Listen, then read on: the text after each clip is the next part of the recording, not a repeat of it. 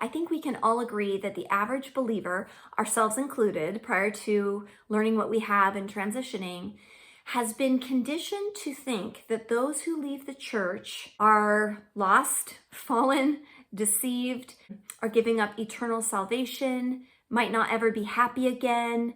They might fall into sinful life, right? It's really a scary thing for our believing family and friends when we leave the church, and understandably so, because it's the messages of a lifetime are really hard for them to overcome. And it's really what they believe are these things and more that I've shared. And so a tip that I have for you is to focus on what you still have in common. Because whereas you might no longer pledge allegiance to Mormonism, we still have a lot in common with humanity in general and with our believing family and friends. Things like kindness, love, service, love of learning, devotion to family, being faithful to our spouses, being proactive, being resilient, right? All of these sort of core qualities that we can share in common with people of different faiths and backgrounds and cultures, we also often still have those in common with a believer. So how this might sound in a conversation is this. So the believer might say, I can't believe that you've left.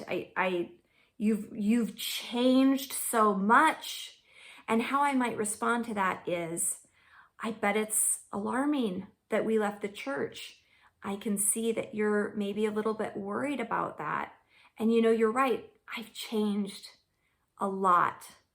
And I feel really grounded and I feel joyful. And I feel like change has been a great thing for me. But I want you to know, mom or dad or sibling or friend, I want you to know that while our beliefs have shifted and we no longer have some of the same beliefs, there's so much we still have in common.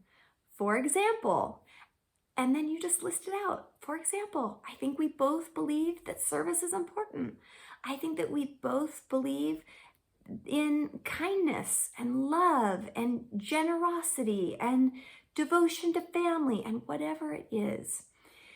If we can focus, especially, I think this is an important component when we're sort of coming out of the closet for the first time. So when I'm working with coaching clients and they're developing sort of what they want to say, because for some of us it takes years because it's so scary, right, to share our truth for the first time. So when I'm working with clients and we're coming up with what they might want to say to this loved one, something that I might suggest in those conversations is, what do you still have in common with the believer?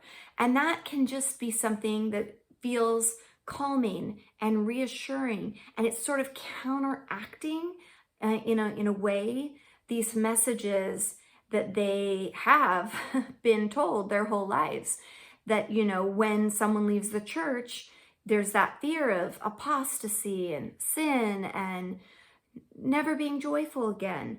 So try this out. Try talking about what you do hold in common, what you do see similarly, and let me know how it works. I hope this helps.